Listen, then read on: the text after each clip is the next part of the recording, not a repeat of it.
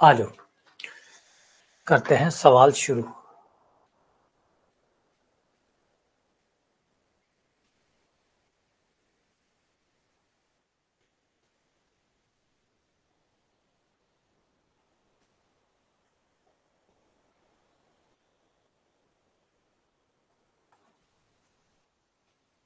ये रहा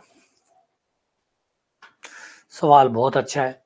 सवाल ये कह रहा है कि ये जो समतल है, ये जो रेखा है, ये इस समतल के ऊपर स्थित है। तो बताओ P square plus Q square का मान कितना है। दिमाग लगाओ, बड़ा प्यारा सवाल है,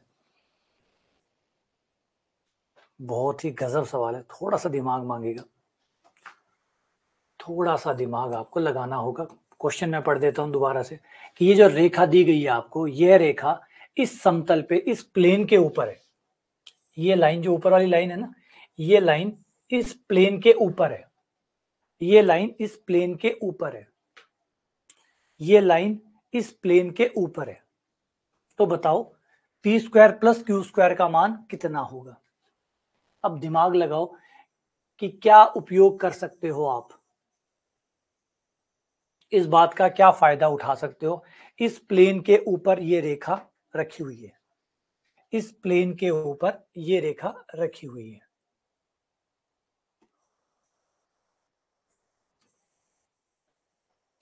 ये प्लेन है, रेखा प्लेन के ऊपर ही है।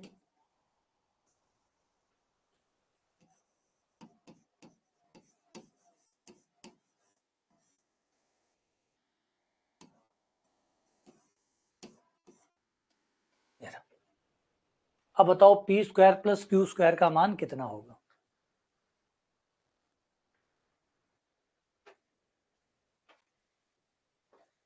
शाबाश, करो, बढ़िया, बहुत बढ़िया। हाँ, करो, क्वेश्चन करो आप लोग। शाबाश नीरज, अरे वाह भाई नीरज, वाह भाई राहुल, शाबाश। देखो दिमाग लगाओ, ऐसे मना मत करो चीजों के लिए, ट्राई करके देखो, प्रयास करके देखो। अभी कौन से नंबर कट रहे हैं, करो माथा बच्ची थोड़ी सी, करो माथा बच्ची थोड़ी सी। नहीं बने तो कोई बात नहीं, मैं बैठा हूं ना। नहीं बने तो मैं तैयार हूं, क्यों चिंता कर रहे हो। आप तो बस लगाओ, एक बार दिमाग लगाओ, शाबाश रामा होता। हाँ बिल्कुल, बहुत सारी चीजें ध्यान से देखो। जो आपने पढ़ा है उसको, उनके तारों को जोड़ो। जो आपने पढ़ा है उसको यूज करो। अभी मैं बताऊंगा आपको कि हाँ हाँ हाँ हाँ ऐसे होता है, हाँ हाँ ऐसे होता है। तो ये जो हाँ हाँ बाद में आने वाली है, हाँ हाँ को पहले क्यों नहीं ला रहे हो। ये हाँ हाँ पहले लाओ। देखो क्या खास बात है, देखो ऐसा क्या है जो आप यहाँ यूज कर सकते हैं। पढ़ाया हुआ है, एक भी चीज आपको बिना पढ़ाई हुई नहीं बताऊंगा। एक भी चीज बिना पढ़ाई हुई नहीं बताऊंगा।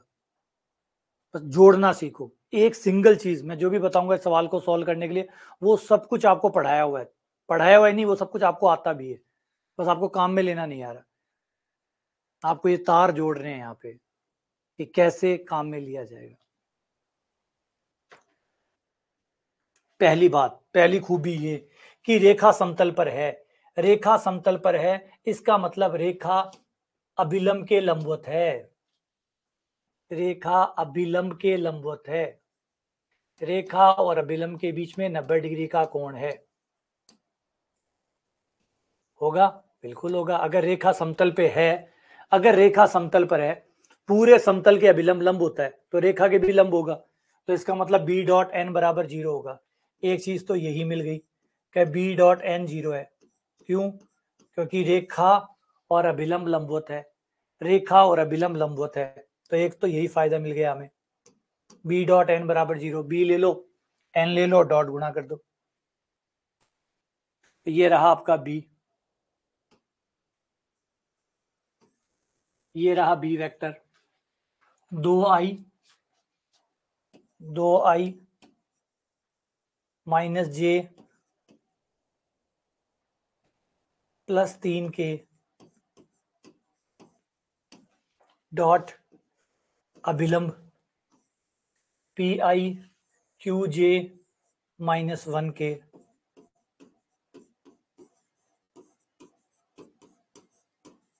बराबर 0।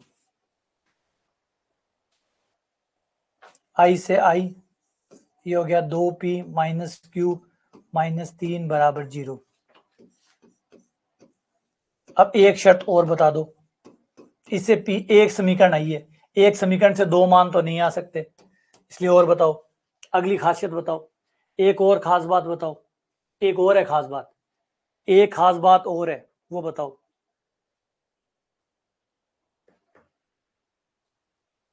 एक और चाहिए अभी, एक समीकरण बना है पी और इससे पी का और क्यू का मान नहीं आएगा, एक ऐसी समीकरण और बनानी है। दूसरी खास बात बताओ। बिल्कुल, शाबाश शाबाश रामा अवतार, बिल्कुल बिल्कुल। रेखा का हर बिंदु समतल का बिंदु होगा, रेखा का हर बिंदु समतल का बिंदु होगा, रेखा का हर बिंदु समतल का बिंदु होगा, क्योंकि रेखा समतल के ऊपर ही है, रेखा समतल के ऊपर है, तो जो बिंदु रेखा का होगा वो समतल का भी होगा, जो बिंदु रेखा का होगा वो समतल का भी होगा। हर बिंदु जो रेखा पर है वो समतल पर भी है, प्रत्येक बिंदु जो रेखा पर है वो समतल पर भी है। रेखा का एक बिंदु ये रहा, रेखा का एक बिंदु आपको यहां से मिल जाएगा, बस इसको थोड़ा सा ठीक करना पड़ेगा, y-2 करके, हो गया। तो ये हो गया रेखा का बिंदु, 3 - 2 4, 3 - 2 4, ये रहा। इससे रेखा गुजरती है, हाँ गुजरती है। अब जिससे रेखा गुजरती है उससे समतल भी गुजरता है, क्योंकि रेखा तो समतल के ऊपर ही है, तो जो बिंदु रेखा का है वो समतल का भी है, तो समतल के समीकरण को संतुष्ट करेगा, करवा दो संतुष्ट। तो यहां से आपके पास x की जगह 3,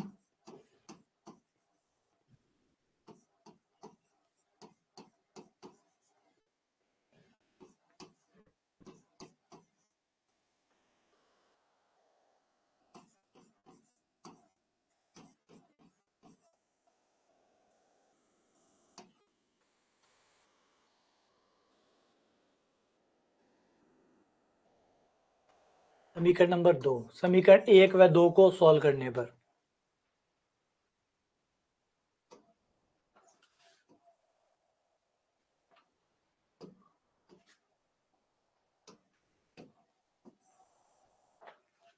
समीकरण को मैं उसको 2 से गुणा कर देता हूं,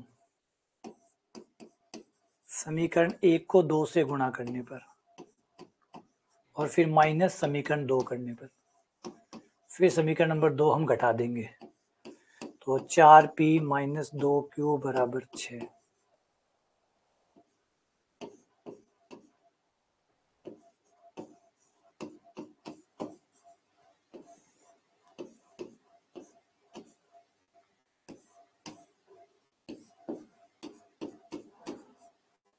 -7, p का मान रख के q का मान निकाल लो,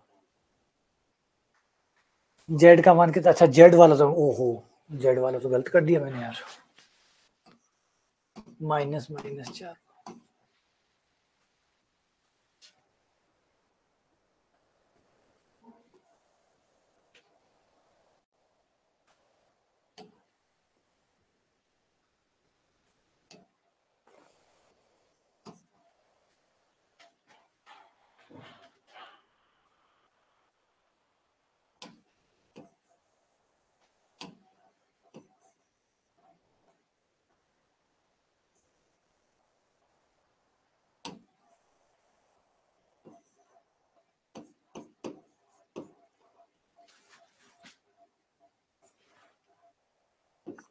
p बराबर 1 आ गया, p बराबर 1 आ गया तो q बराबर -1 आ गया, सही है। p का मान 1 रखा तो q का मान -1 आ गया। अब p² + q² का मान निकालो,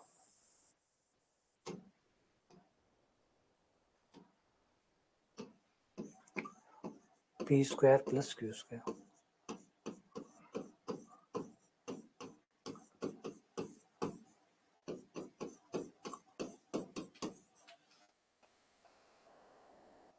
लो ये आंसर आ गया। सवाल में वो सारी चीजें वही है जो आपने पढ़ी हुई है, बस कैसे लगानी है ये सीखना ही तो महत्वपूर्ण है। तो हमने दो चीजें कि रेखा जो है वो समतल के ऊपर है, अब रेखा, बहुत बढ़िया सवाल है, बहुत बहुत बढ़िया, रेखा समतल के ऊपर स्थित है। अब रेखा अगर समतल के ऊपर है, रेखा समतल के ऊपर है तो रेखा समतल के समांतर हो गई, अभिलंब के लंबवत हो गई, तो एक शर्त तो ये लग जाएगी n डॉट b बराबर 0। एक ही है कि रेखा जब समतल के ऊपर है तो रेखा का हर बिंदु भी समतल के ऊपर है, तो रेखा का एक बिंदु हमें पता होता है, वो हमने समतल में रख दिया, समीकरण 2 बन गई। दोनों को हल किया, पी क्यू का मान आ गया, पी क्यू का मान रख दिया, उत्तर आ गया। अगले सवाल की तरफ। ये त्रिघातीय समीकरण है ना, एक क्यूबिक इक्वेशन है, 3 घात के ना, तो क्यूबिक इक्वेशन है। इस क्यूबिक इक्वेशन के जो 3 गुणनखंड है, 3 जो फैक्टर है, उसमें से 2 फैक्टर तो हमें दिए हुए हैं। एक तो x-1 दिया है, एक x+3 दिया है, तीसरा गायब है। बताओ तीसरा कौन सा है? तीसरा कौन सा है?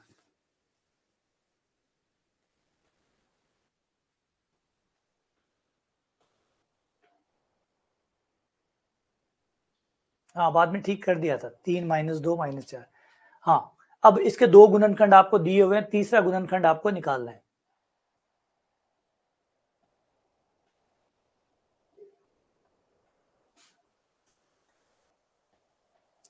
इसका तीसरा गुणनखंड क्या होगा?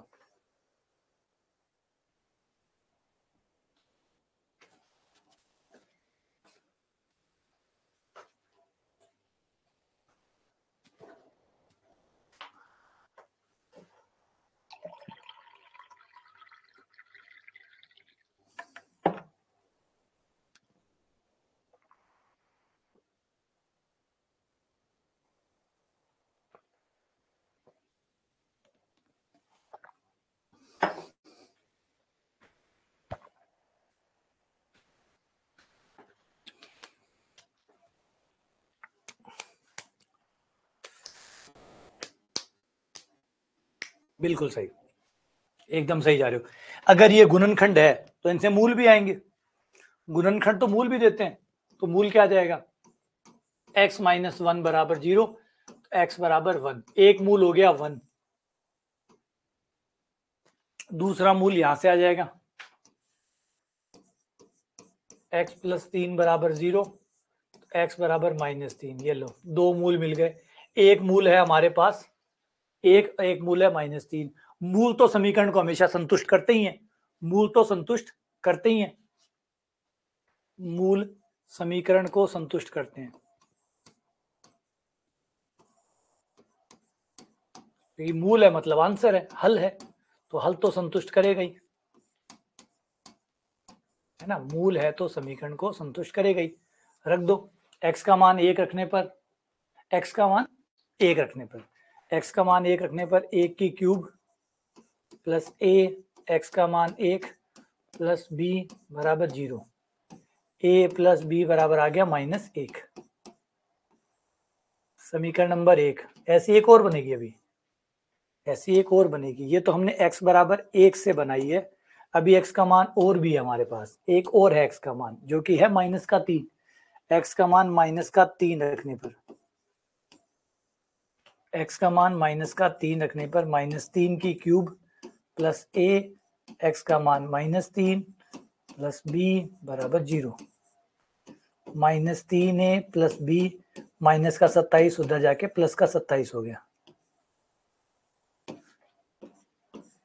समीकरण नंबर 2। 1 और 2 को हल करने पर घटा दो, b से b कट जाएगा, a का मान आ जाएगा।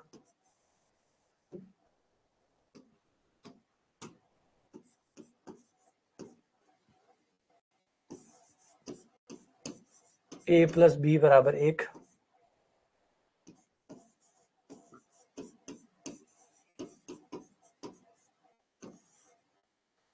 घटाने पर b से b कट गया 4a, और 27 - 1 -3a प्लस b।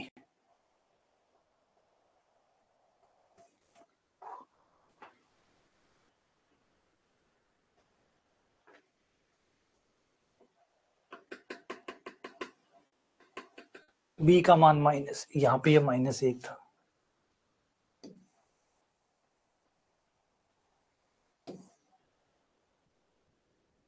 तो ये हो गया -28, a बराबर हो गया -7। a का मान रखने पर -7 उधर जाके प्लस का 7, तो b बराबर हो गया 6 आ गया। तो ये आपका समीकरण बन गया, a और b का मान रखने पर x³ -7x प्लस 6। अब देख लो कौन सा तीसरा गुणनखंड कौन सा है, जो भी है संतुष्ट करेगा, जो भी है संतुष्ट करेगा। देखो कौन संतुष्ट कर रहा है, ऑप्शन में से देखो कौन संतुष्ट कर रहा है।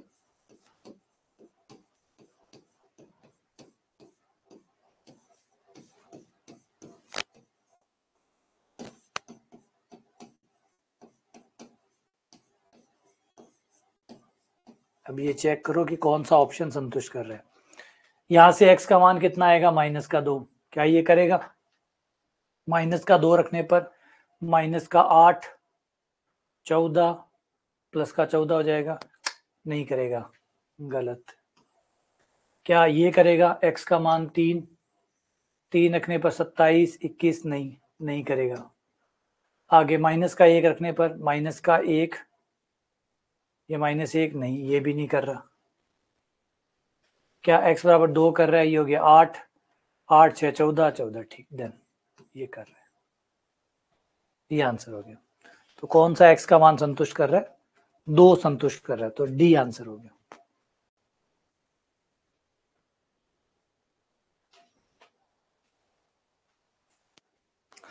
इस केस में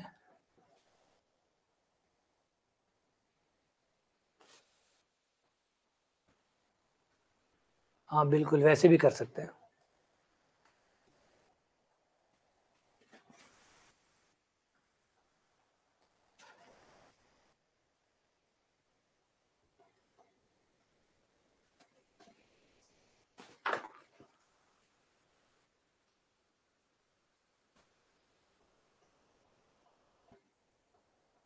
अगला सवाल,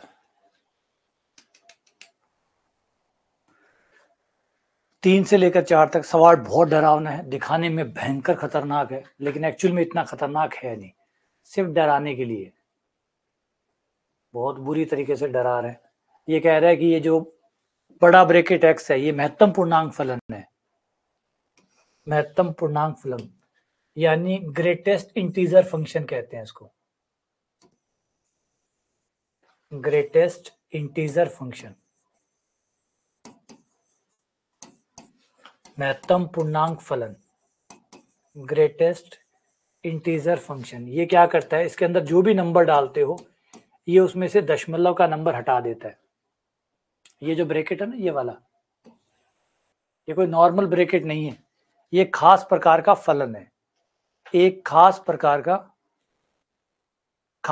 का फलन है। इस फलन की खास बात यह है कि इस फलन में आप कोई भी नंबर देंगे, मान लीजिए 2.75 दिया, तो ये उसमें से दशमलव वाला जो नंबर है उसको हटा देगा और जो पूर्णांक है वो लौटा देगा।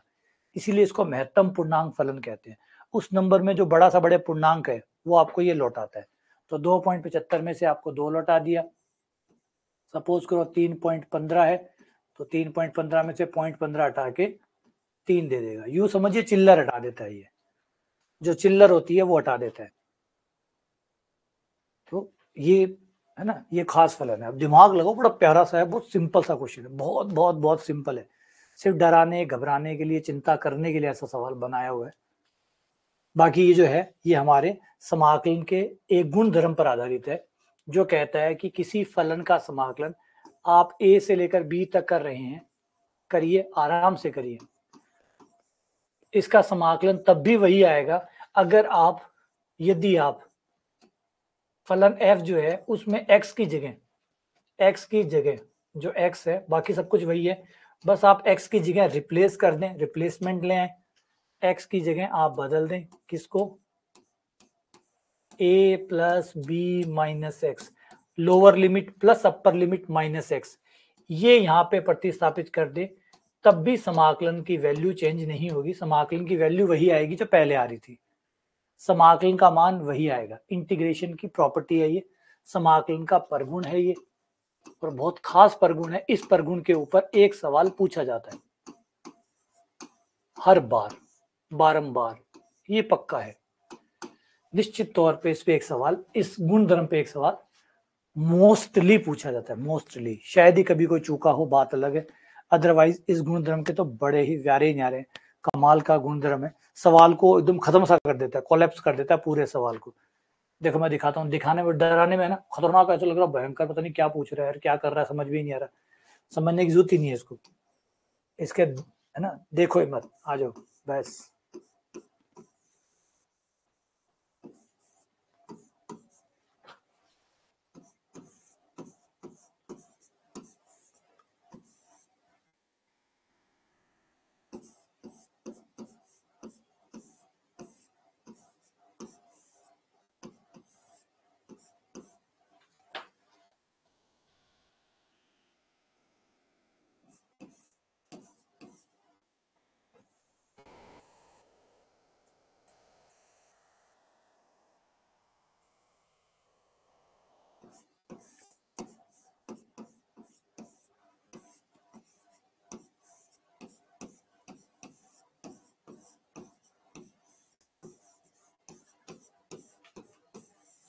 समीकरण नंबर 1। अब हम गुणधर्म लगाएंगे, और गुणधर्म हमें कहता है कि आप x की जगह सवाल में जहां भी x है, गुणधर्म से, गुणधर्म के अनुसार आपके सवाल में जहां भी x है उसको रिप्लेस कर सकते हो a plus b minus x से। यानी x की जगह a plus b minus x रखते हैं। a कितना हुआ 3, b कितना हुआ 4 माइनस एक्स, तो ये कितना हो गया 7 माइनस एक्स। जहां पे भी x है वहां पर 7 माइनस एक्स रख दो, जहां पर भी x है वहां पर 7 माइनस एक्स रख दो।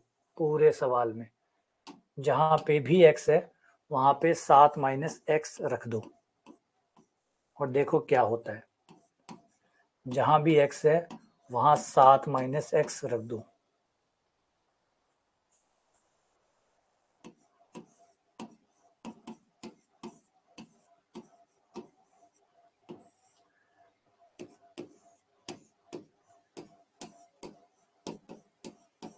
जहां भी आपको x दिख रहा है सवाल के अंदर वहां पर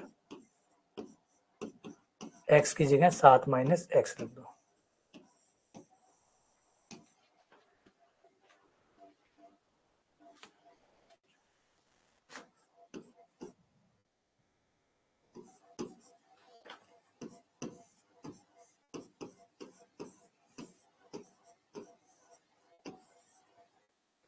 सात से 7 कट गया,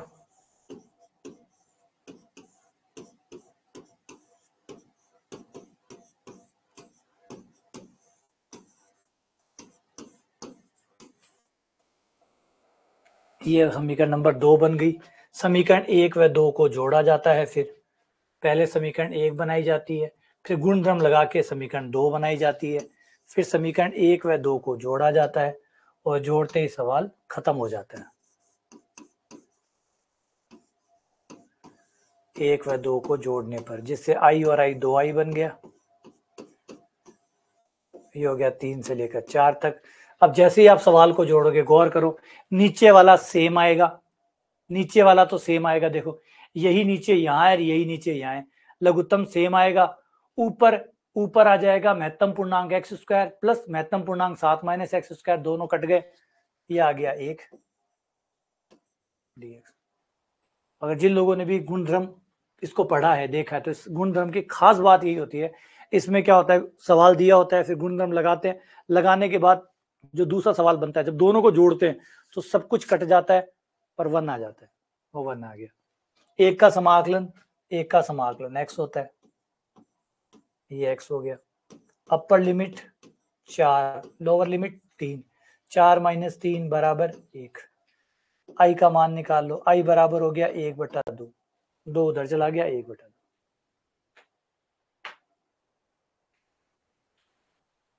ये आंसर आ गया। ये वो सवाल है जो सिर्फ, अब देखो, कोई महत्तम पूर्णांक का कोई फर्क पड़ा, बोले कुछ नहीं, खाली दिखाने के लिए डाल रखे थे, महत्तम पूर्णांक सिर्फ दिखाने के लिए थे। तो कई बार सिर्फ डराने के लिए होता है सवाल, एक्चुअल में सवाल में दम नहीं होता है ना, सवाल में इतना दम नहीं है जितना सवाल के दांत दिखा के डराया गया कि देखो कितने खतरनाक दांत है इसके, महत्तम पूर्णांक डला हुआ है, ये डला हुआ है, वो डला हुआ है। ठीक है ना, जिन लोगों ने कर लिया अच्छी बात है, जो नहीं कर पाए इसको अच्छे से समझ लो, हाथ से करना 2-3 बार, 2-3 बार हाथ से करना, हाथ से करते रहोगे चीजें आती रहेंगी, क्लियर होती रहेंगी, और भी कई चीजें समझ में आएगी जब हाथ चलाओगे।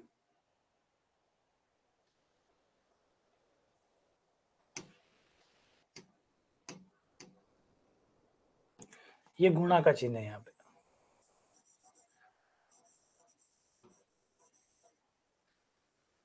बहुत सुंदर सवाल है, नंबर सिस्टम का सवाल है।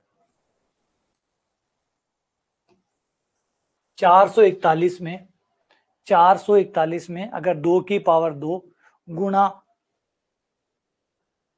2 की पावर 2, 5 की पावर 7 और 7 की पावर 2 का भाग दे और दशमलव जो प्रसार है पूरा भाग दे दशमलव तक, तो कैसा आएगा? ध्यान से सुन लो, पहले ऑप्शन सुन लो, पहले ऑप्शन सुन लो।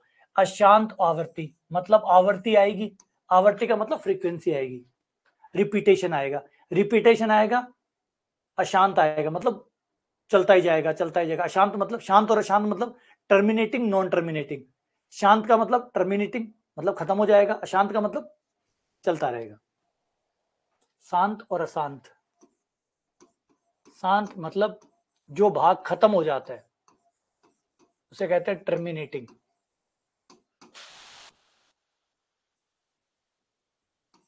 है ना। जैसे 2 में 5 का भाग दिया और भाग खत्म हो गया 0.4, इसे कहते हैं शांत।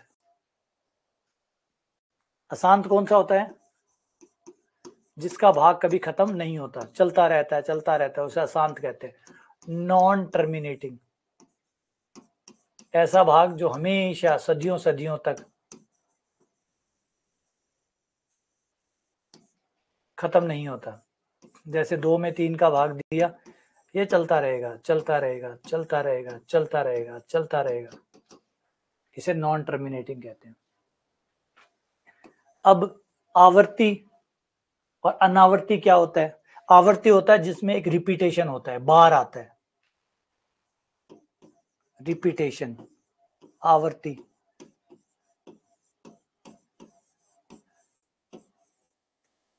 रिपीटेशन जैसे 2.374 74 74 74 74 74, वही चीज रिपीट हो रही है, तो हम इसको लिख देते हैं 2.374 पे बार, जिनमें रिपीट होता है इन्हें कहते हैं आवर्ती वाले, रिपीटेशन। और अनावर्ती क्या होता है?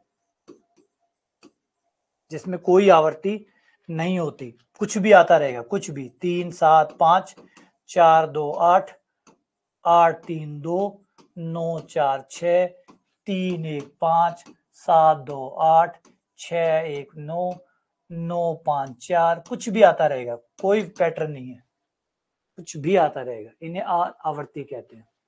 तो अब आप बताओ कि इसमें से कौन सा आएगा?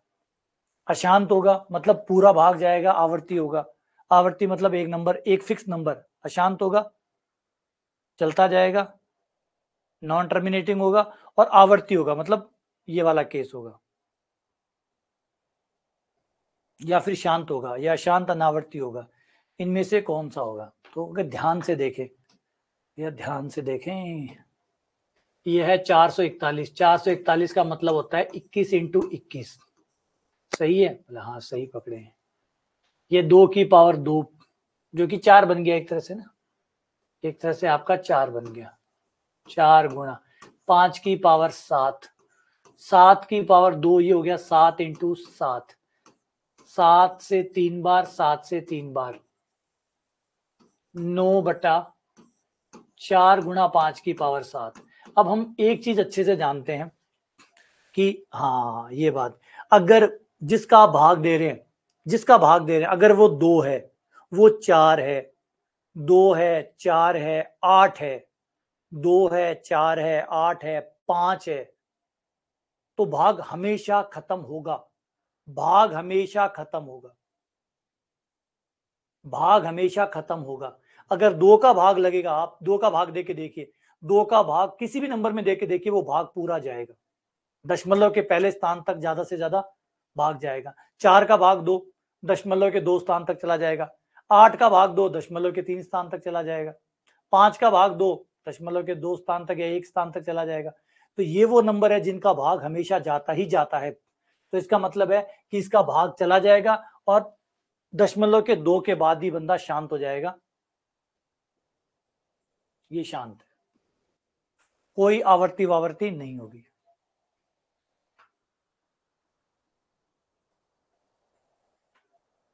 हाँ, 3 का भाग 3 या तो कट गया तो ठीक है, नहीं कटा, अगर 3 नीचे बच गया तो 3 का भाग लगता ही रहता है। फिर ये कुछ नंबर है जो भाग को खत्म ही नहीं करते।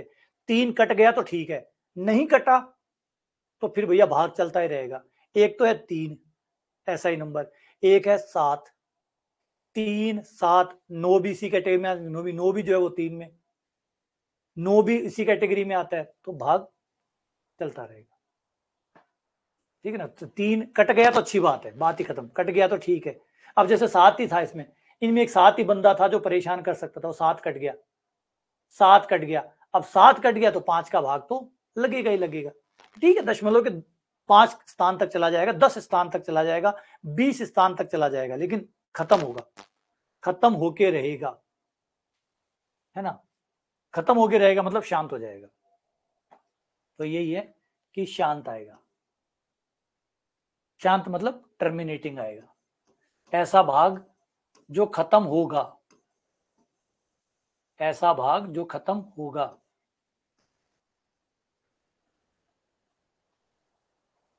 ठीक है।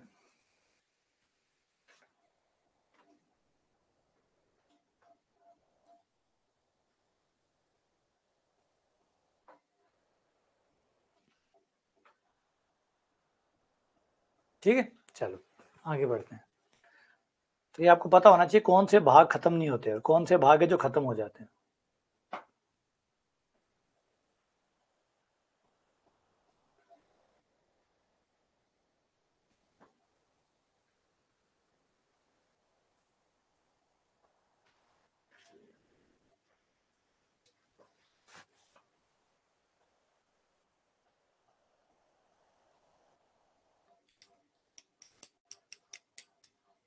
कोई सदिश है, उसका डेल क्रॉस ए 0 आ रहा है, तो वो कौन सा सदिश होता है?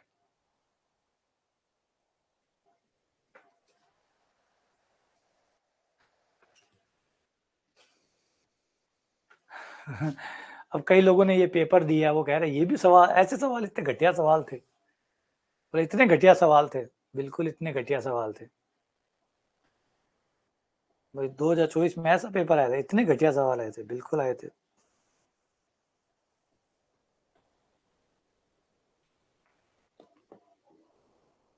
ऐसे भी आए हैं और ऐसो को भी गलत करके आए हैं, ऐसे भी आए हैं और ऐसो को भी गलत करके आए हैं।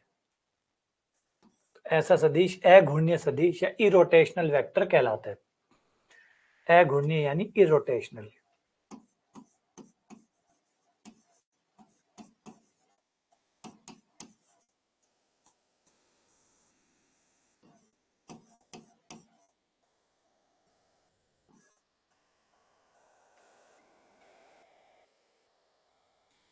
Irrotational vector.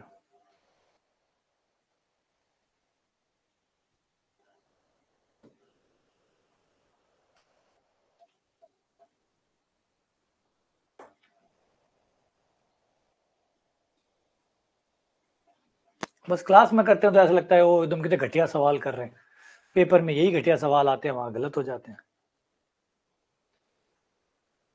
वही तो मैं समझाने की कोशिश करता हूँ कि पेपर कोई बहुत टफ नहीं आता, पेपर एक एवरेज पेपर होता है, लेकिन क्या होता है कि एग्जाम का प्रेशर इतना ज्यादा होता है, एग्जाम अपने आप में इतना बड़ा प्रेशर होता है कि वहां चाहते हुए भी आसान से आसान चीजें टफ हो जाती है,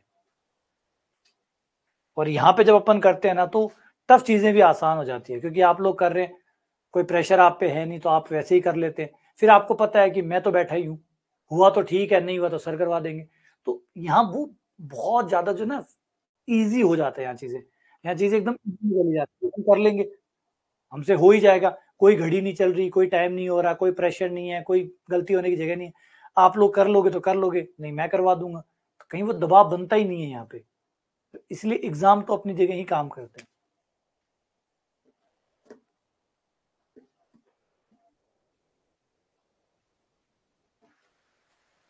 इसके मूलों की प्रकृति कैसी है, तो बी स्क्वायर माइनस 4ac निकालो, तभी पता चलेगा कि मूलों की प्रकृति कैसी है।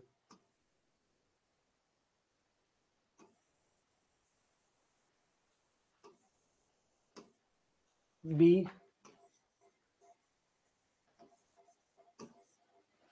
सी,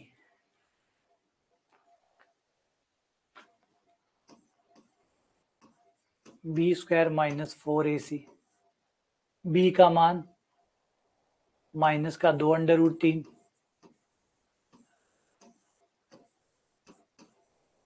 ए का मान 1, सी का मान 3, तो 4 गुणा 3 माइनस 4 गुणा 3 बराबर 0। तो मूल समान होंगे, मूल समान होंगे परंतु अपरिमेय होंगे, अंडरवुड में होंगे, अंडरवुड में होंगे,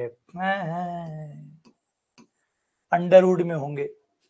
मूल समान होंगे और अंडरवुड में होंगे, मूल समान होंगे अंडरवुड में। अंडरवुड में कैसे हो गए? अंडरवुड में इसलिए हो गए कि आप देखो बी स्क्वायर माइनस 4ac 0 आया, मूल अंडर। अब यहाँ पे x का गुणांक देखो, ये अंडरवुड में आ रहा है, तो जब आप x का मान निकालने जाएंगे, वैसे भी यहाँ देखो x square minus 2 under root 3, x plus 3 को मैंने ये लिख लिया अंडर रूट 3 का स्क्वायर, तो ये आपका बन गया 1 माइनस अंडर रूट 3 का होल स्क्वायर। तो x के दोनों मान सेम आए और किसके बराबर आए? अंडर रूट 3 के बराबर आए। पहला उत्तर भी अंडर रूट 3, दूसरा भी अंडर रूट 3।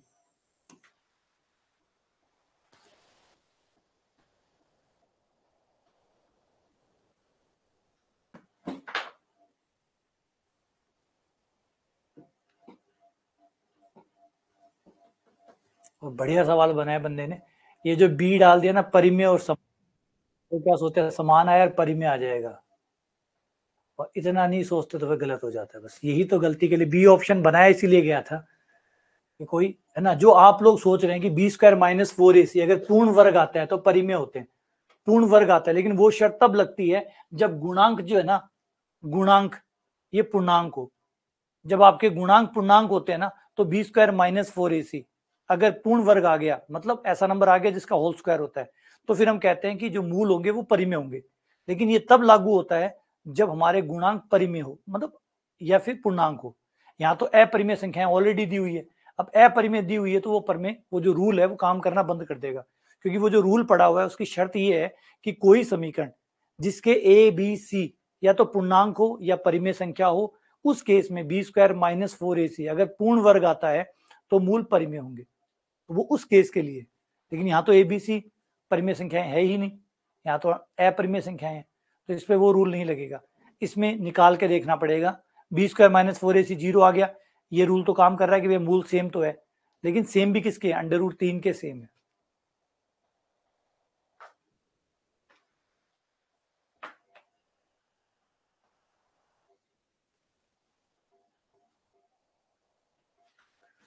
ई की power x bracket x minus 1 बटा एक्स प्लस 1 की होल क्यूब।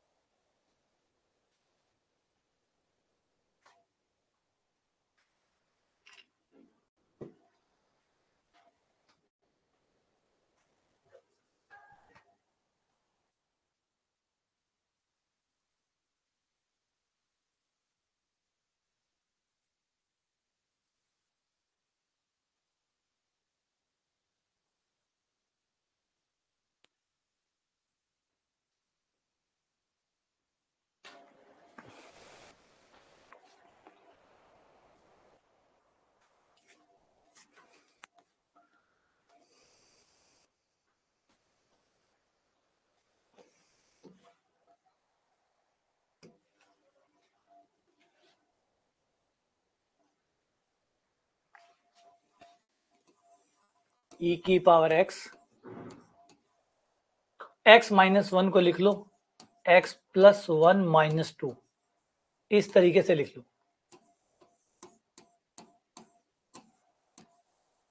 और अलग अलग कर दो।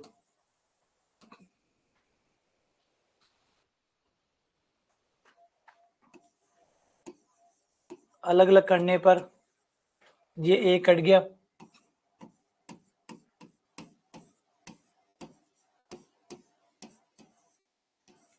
अब देखो कौन फलन है और कौन फलन का अवकलन है, कौन सा फलन है और कौन सा फलन का अवकलन है, किसको एफ माने और कौन एफ डैश है।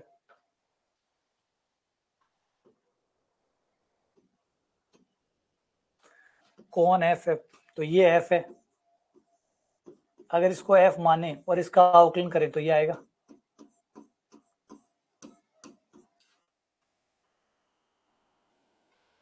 आंसर होता है e की power x into F x.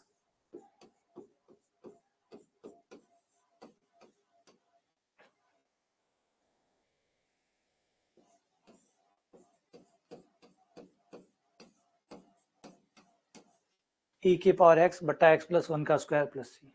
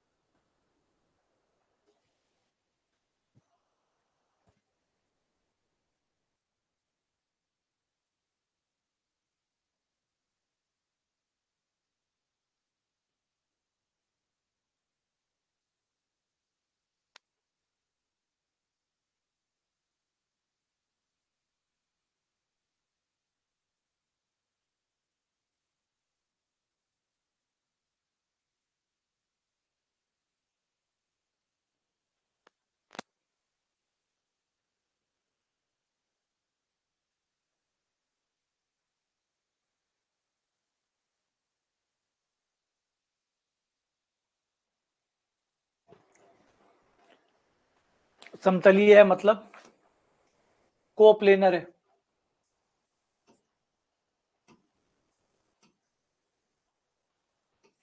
आपके 3 vector a vector b vector c vector इकाई भी है, मतलब एकांक सदिश भी है।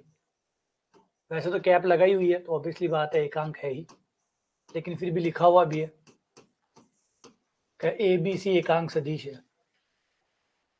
ए बी सी एकांक सदिश है, समतलीय है। समतलीय होने का मतलब है इनका अदिश त्रिगुणा 0 होगा, यानी ए डॉट बी क्रॉस सी का मान 0 होगा। समतलीय है इसलिए। अब आपको वो बताना है कि 2a minus B, 2b minus C, 2c minus A के बॉक्स का मान क्या होगा।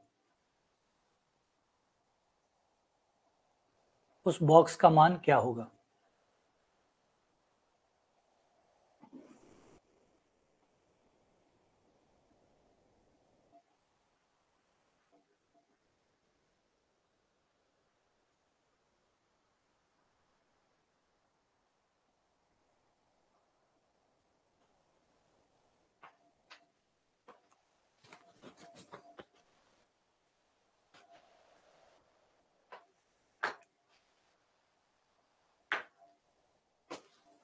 ले लो, ये है 2a vector minus B vector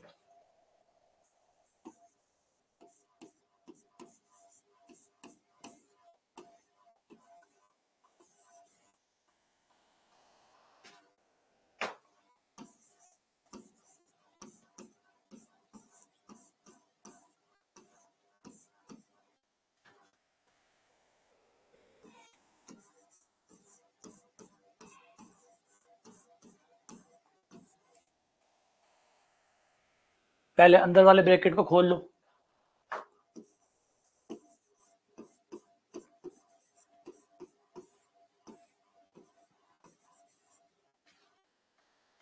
पहले से पहला 2 गुणा 2 4, 4b cross C minus 2b cross A,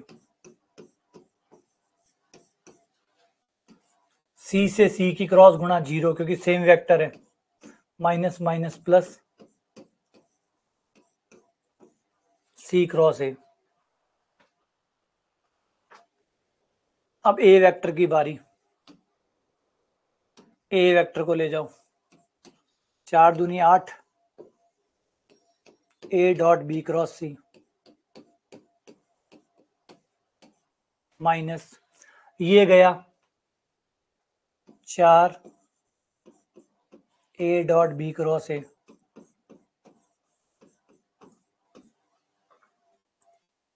2a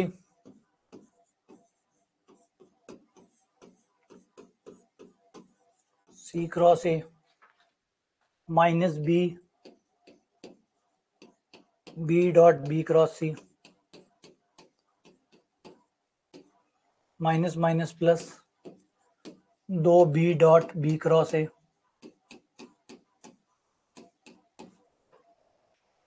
minus b dot c cross a। अब जिन जिन का मान 0 है वो लिखते जाओ।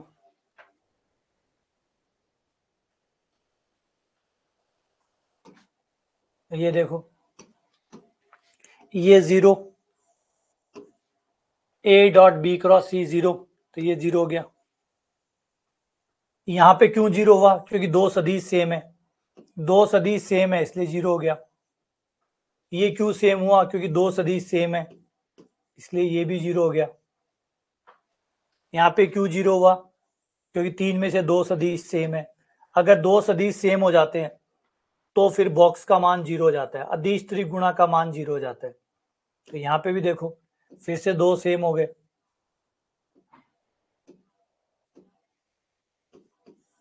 0। ये 0 क्यों है? क्योंकि ये ए बी सी बनेगा, बॉक्स बनेगा, बॉक्स का मान तो 0 दिया हुआ है, ये इसलिए 0 हो गया। तो कुल मिला के बचा कौन सा? कोई नहीं बचा, सबके सब 0, है ना भाई। यहाँ पे समझोगे आप लोग तो एक तो कारण 0 ये हो गया, एक तो ये कारण हो गया कि दो वेक्टर सेम हो गए तो बॉक्स का मान 0 होता है, वो तो होता ही है। दो सदिश सेम होते ही बॉक्स का मान 0 हो जाता है, दो सदिश सेम होते ही बॉक्स का मान 0 हो जाता है, वो तो वैसे 0 हो गए। तो इसमें से काफी सारे तो इस वजह से 0 हो गए कि दो वेक्टर सेम थे तो 0 हो गए। फिर तीनों अलग थे तो वो इसलिए 0 हो गए क्योंकि बॉक्स का मान 0 दिया हुआ है, a डॉट बी क्रॉस सी 0 दिया हुआ, तो ये वैसे 0 हो गया। तो ये 0 और ये 0 ऐसे हो गया, बीच वाले दो दो बराबर है इस वजह से 0 हो गए। तो ओवरऑल सारा मिला के 0 हो गया।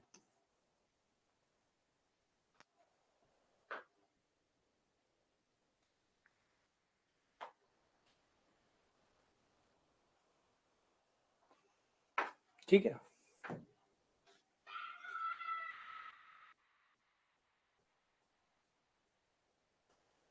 अगला सवाल, इस बिंदु से इस रेखा पर डाले गए लंब की लंबाई बताइए।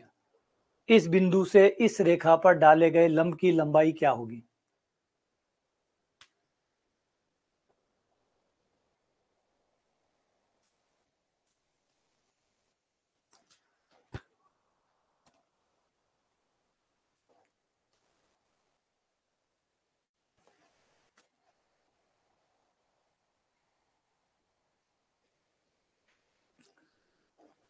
देखो मैंने जो पढ़ा है ना उससे बाहर नहीं जाएगा, मैंने सारी चीजें पढ़ाई है, तो बाहर जाएगा कैसे? मेरे पढ़ाए हुए से बाहर जाएगा कैसे? मैंने सारी चीजें समझाई है, चाहे वो इजी से इजी रहा हो वो भी मैंने कवर किया है, कोई टफ से टफ रहा है वो भी मैंने कवर किया है। तो किसी भी टॉपिक में मैंने कुछ छोड़ा ही नहीं है। तो आप चाहे किसी, अभी सारे पेपर कराऊंगा ट्रेंडिंग वाले, सब देखिएगा आप, कहीं आपको ऐसा नहीं मिलेगा कि अच्छा ये सवाल तो बाहर आ गया, जो आपने पढ़ा है उससे बाहर आ गया, नहीं आएगा। क्यों आ ही नहीं सकता? इसका मैंने कारण बता दिया आपको। मैं कोई ऐसा नहीं कि इजी इजी पढ़ा रहा हूँ, मैं नहीं, ऐसा नहीं मैं टफ पढ़ा रहा हूँ, मैं सब कुछ पढ़ा रहा हूँ। तो जब सब कुछ पढ़ा रहा हूँ तो सारी वेराइटी कवर हो रही है, सारी की सारी। अब ये सवाल करवाया हुआ है, करवाएगा आपको, ये नहीं इसके साथ वाला भी करवाया हुआ है, बिंदु की समतल से दूरी भी करवाई हुई है, बिंदु की रेखा से दूरी भी करवाई हुई है, प्रतिच्छेद बिंदु भी करवाया हुआ है ना, लंब का जो पाद है उसके जो निर्देशांक है वो भी करवाए हुए हैं। तो सारी चीजें हो जाती है।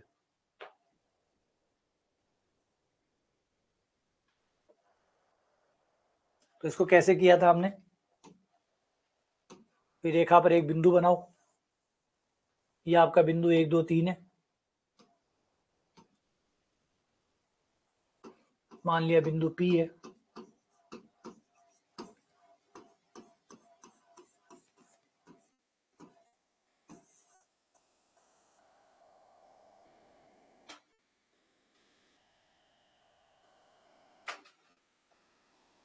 बराबर में लैम्डा ले लो, एक्स वाई जेड का मान निकाल लो। एक्स का मान आया 3 लैम्डा प्लस 6,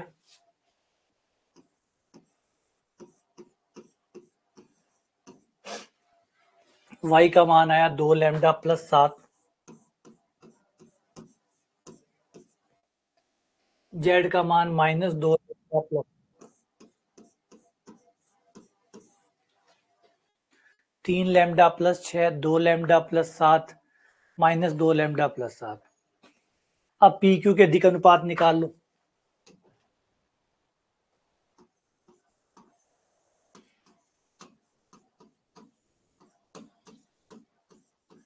डायरेक्शन रेशियो घटाओ 3 lambda plus 5, 2 lambda plus 5, -2 lambda plus 3, 2 lambda plus 4। ये हो गया। ये दोनों रेखाएं लंबवत है, ये दोनों रेखाएं एक दूसरे के लंब है, तो एक वेक्टर ये हो गया, ये B2 हो गया, ये आपका B1 हो गया। दोनों 90 डिग्री पर है। B1 डॉट B2 बराबर 0।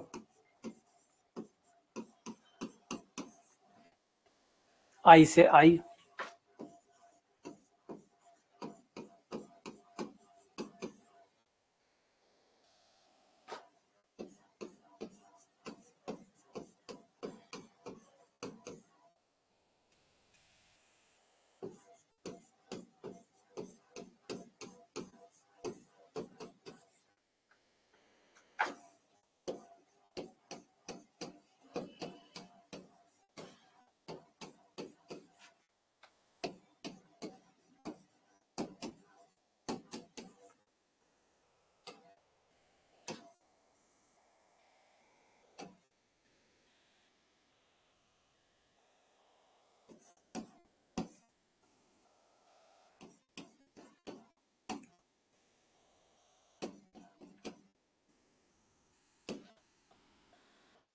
लैम्डा का मान -1,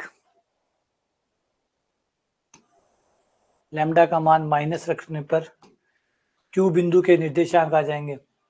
वो तो नहीं पूछा, पूछा भी होता तो आपको पाद बिंदु मिल जाता यहां से। लैम्डा का मान माइनस रखने पर 6 - 3, 3,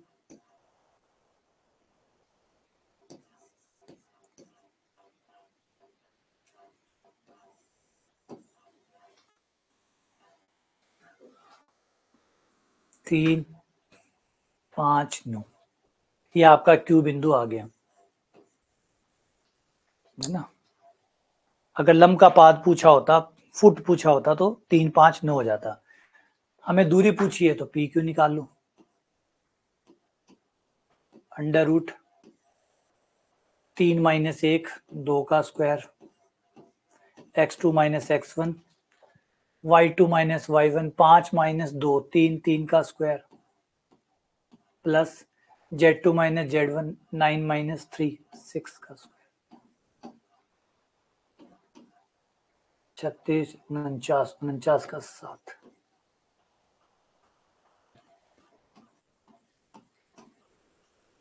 ये 7 आ गया।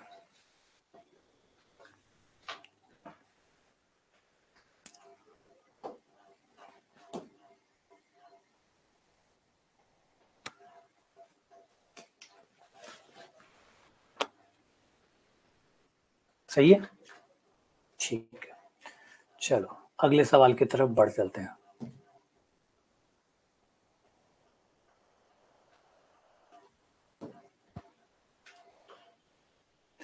एक रेखा जो इन दो बिंदुओं से गुजरती है,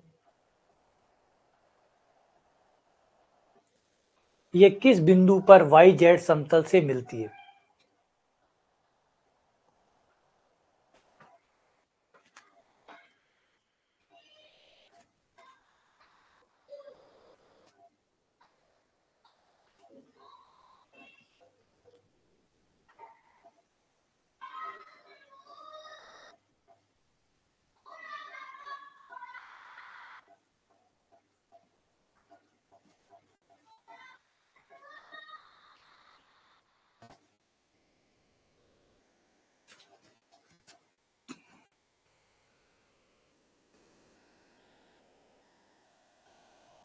देखो शुरुआत में शॉर्ट ट्रिक के मतलब हो, जो लोग पहली बार पढ़ रहे हैं ना, जो लोग पहली बार पढ़ रहे हैं वो शॉर्ट ट्रिक वो ट्रिक मत खेलो। ये है जब आप 2-3 बार पढ़ लेते हो ना, उसके बाद फिर शॉर्ट ट्रिक खेलो, वरना फिर क्या हो जाएगा, हालत खराब हो जाएगी, फिर आप गलतियां करोगे। और शुरुआत में शॉर्ट ट्रिक से बचना चाहिए। शुरुआत में शॉर्ट ट्रिक से ज्यादा घातक कोई चीज नहीं है। तो शुरुआत में हमेशा मेन तरीका जाओ, बड़े तरीके से जाओ। अब आपको बड़े तरीके से पेपर की बाद में देखी जाएगी। पहले आपका है कि आपका बेस ठीक हो। एक बार बेस ठीक हो गया, अच्छे से समझ में आने लग गया, करने लग गए, फिर धीरे धीरे अपने आप ही चीजें हटने लग जाएगी और जरूरी चीजें बचने लग जाएगी। फिर हो सकता है कि आप इस तरीके की स्थिति में भी आ जाए कि सवाल देखते ही बता दें कि इसका आंसर ये आएगा, इसका आंसर ये आएगा, लेकिन ये पहले दिन नहीं होता। ये चीजें पहले दिन नहीं होती है, ये टाइम लेती है। टाइम लेने के बाद होता है। जादूगर को देखते हो आप, जादूगर क्या पहले दिन ही जादू करने लग जाता है? नहीं, वो बहुत समय देता है। वो बहुत समय देता है, फिर उसके बाद में वो जो करता है वो ऐसे करता है कि सामने बंदा खड़ा है तो भी पकड़ में नहीं आ रहा कि कर क्या रहा है। वो उसको 50 बार भी देख ले तो उसको समझ में नहीं आएगा कि ये कर क्या रहा है। उसे इतना पता है कि कर तो ट्रिक रहा है, ट्रिक तो कर रहा है, लेकिन वो पकड़ नहीं पा रहा कि ट्रिक क्या कर रहा है। तो सिर्फ वही कहानी है। तो पहले अच्छे से सीखो, एक बार अच्छे से समझ में आ गया, फिर उसके बाद में जब दोबारा तिबारा निकालोगे तो धीरे धीरे अपने आप स्पीड में बढ़ोतरी होती जाएगी, स्पीड बनती जाएगी। लेकिन आज ही आप सीख रहे हो और आज ही आपको स्पीड भी चाहिए, फिर खतरनाक है।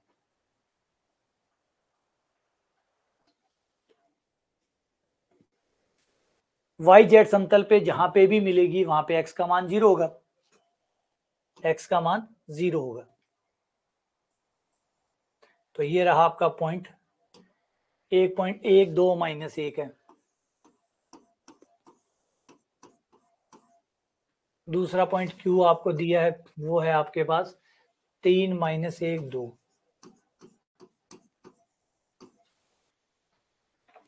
फिर वाई जेड समतल इसको काट रहा है,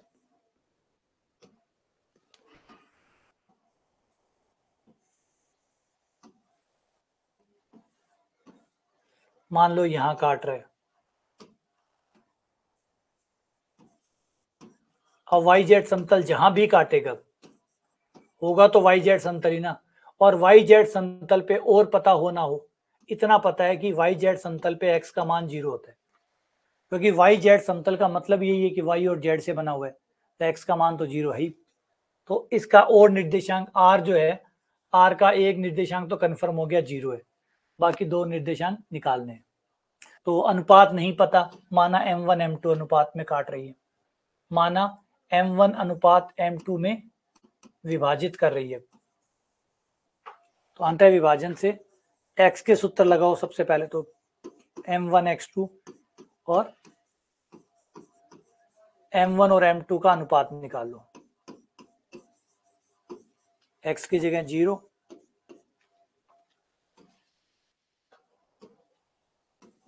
M1 से ये गुणा होगा, M2 से ये गुणा होगा, 3 गुणा M1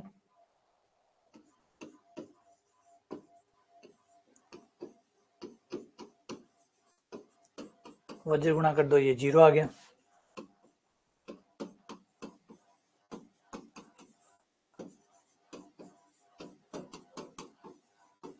माइनस M2 को बटे में ले आओ, M1 बट्टा M2 बराबर हो गया -1/3। M1 का मान -1 हो गया, M2 का मान -3 हो गया। M1 का मान -1 और M2 का मान 3 हो गया। अब y का मान निकाल लो, है ना। अब y निकाल लो, अनुपात आ गए हैं तो y भी आ जाएगा।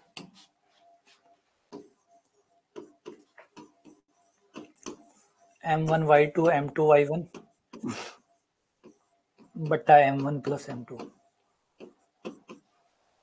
M1 उधर से गुणा होगा, तो M1 है -1 इंटू 3, माइनस का 3, 3 इंटू 2 6 बट्टा -1 प्लस 3, तो ये हो गया 3/2।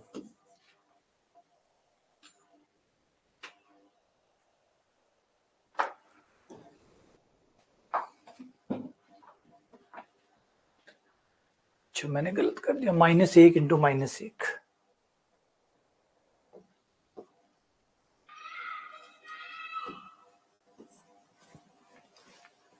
7 और 3 इंटू 2 6, 7/2।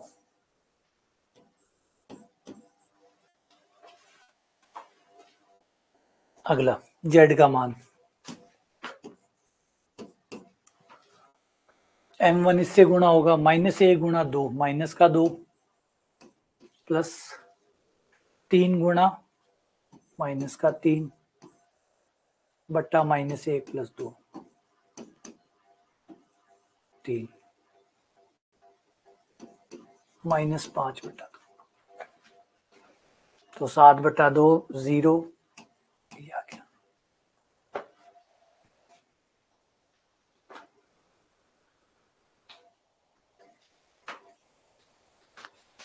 ठीक है, बढ़े आगे।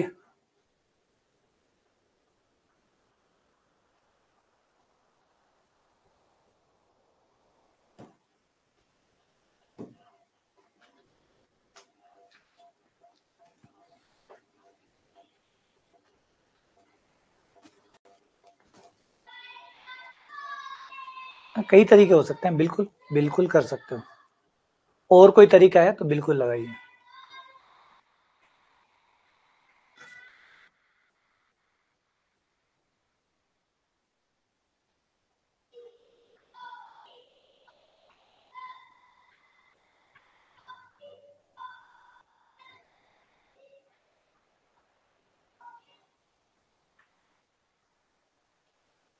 ABCD आकार का है, AB 20 है, BC 14 है। एक कागज है जो आयताकार है, मतलब रेक्टेंगुलर है, तो एक रेक्टेंगल ले लो 20/14 का। अब इसमें जो BC भुजा है ना, BC को व्यास मानकर एक आधा वृत्त काटा गया है। कागज का जो शेष क्षेत्रफल बचा है वो कितना होगा?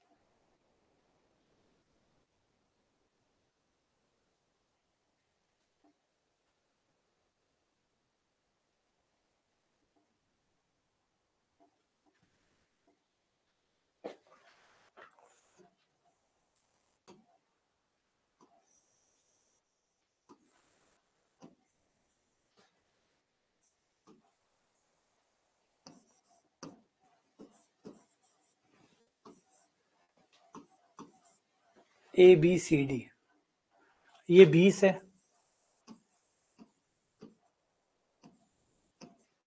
ये 14 है। BC को व्यास बनाकर अर्धवृत्त काटा गया, तो ये आधा वृत्त काट लिया। अब आधा वृत्त काटने के बाद में जो बचा है वो क्षेत्रफल हमें चाहिए।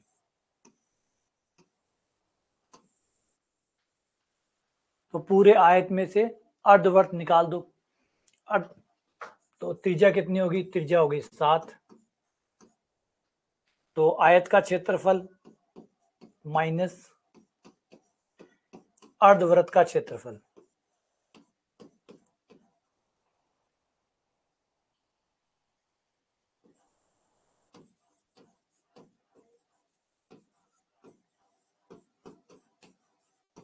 आयत का क्षेत्रफल माइनस अर्धवृत्त का, तो आयत का हो गया लंबाई इंटू चौड़ाई, 20 इंटू 14 1/2 पाई आर स्क्वायर।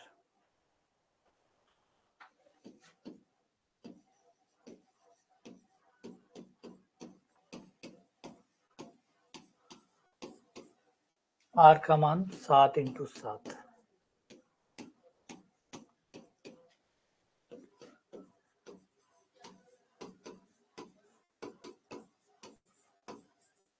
दो सौ तीन।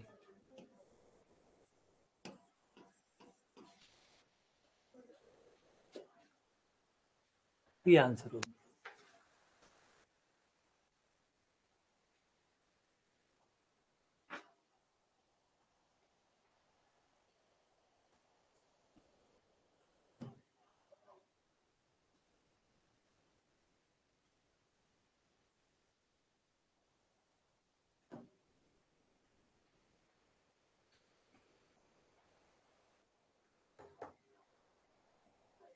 ए बी और सी डी समांतर है तो एक्स का मान बताइए।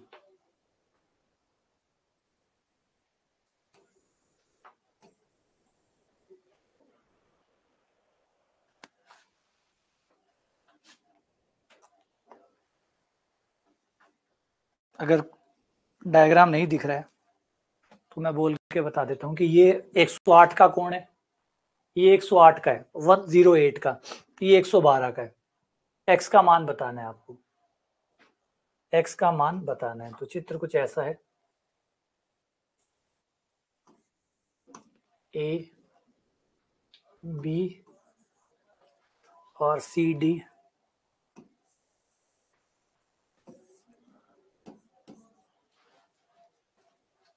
यहाँ कोई बिंदु ई है,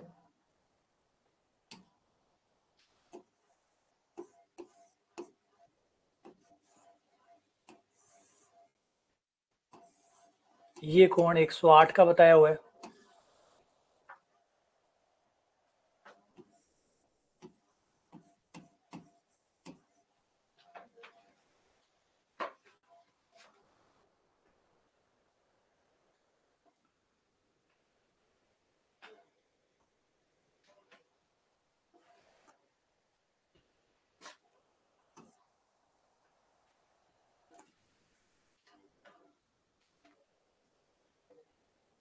एक सौ आठ 112।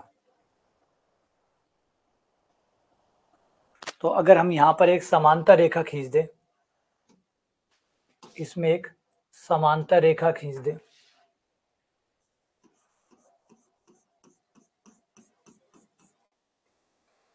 तो आंतरिक कोणों का योग 180 होता है।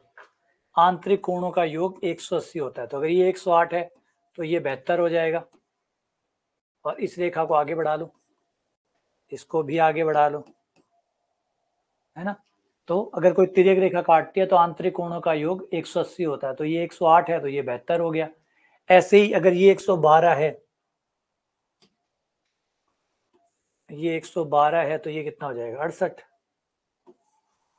ये 68 हो गया, क्योंकि आंतरिक कोणों का योग 180 होता है। आंतरिक कोणों का योग 180 होता है।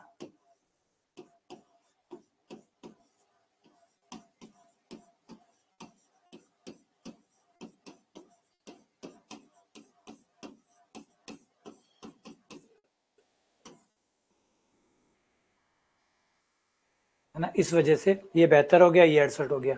अब दोनों का जोड़ कितना हो गया, 72 प्लस 68,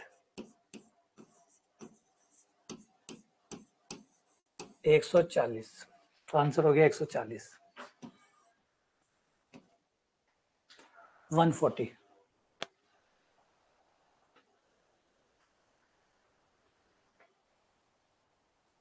ठीक है।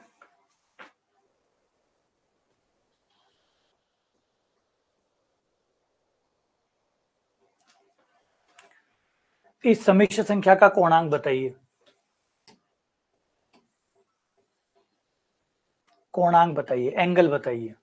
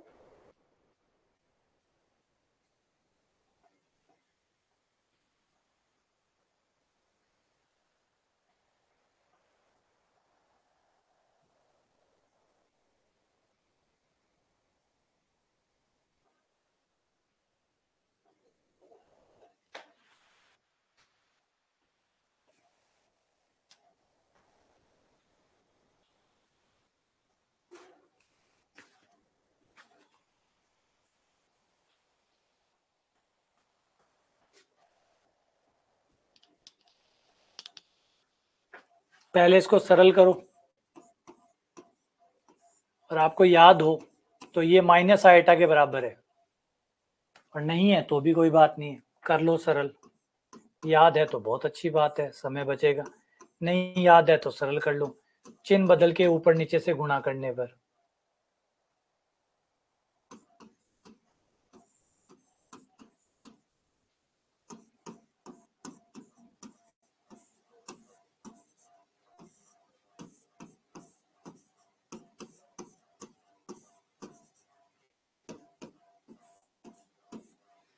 ए square plus B square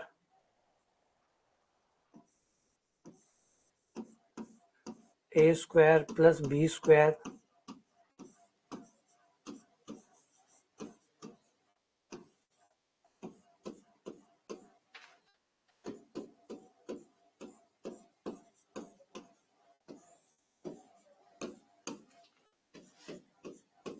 minus iota.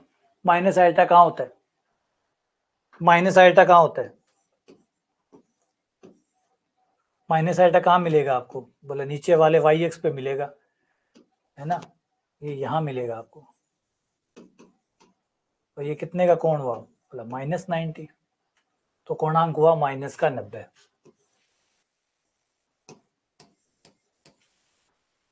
-π/2।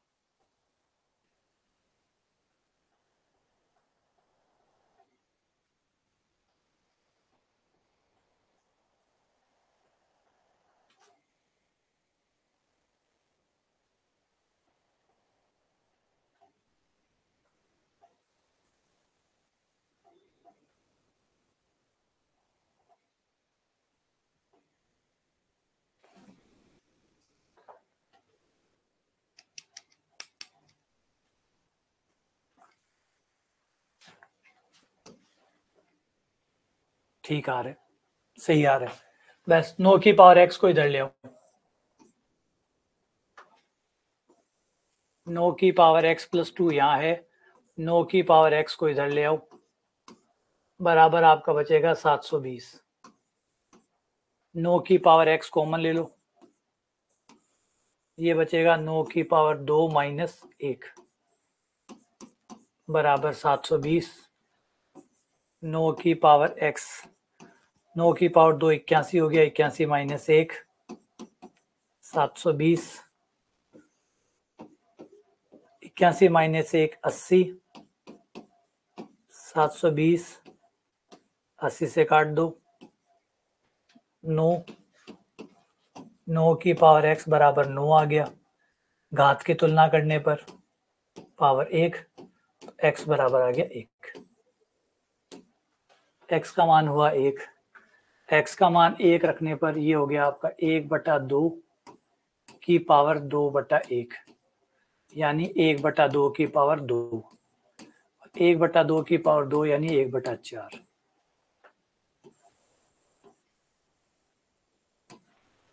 ये आपका आंसर है।